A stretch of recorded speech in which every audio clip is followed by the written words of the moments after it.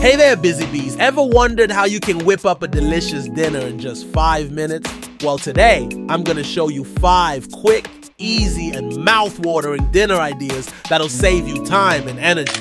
First up, meet your new best friend, one-pot pasta.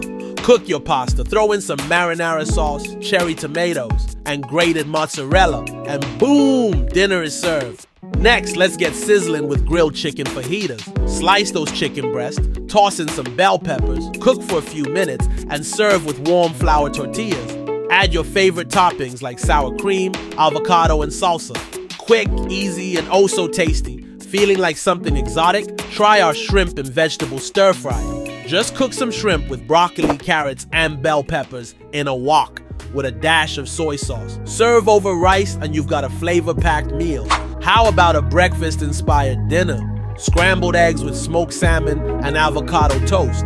Scramble those eggs, toast some whole grain bread, mash an avocado, and top with smoked salmon and a squeeze of lemon juice. Breakfast for dinner never tasted so good.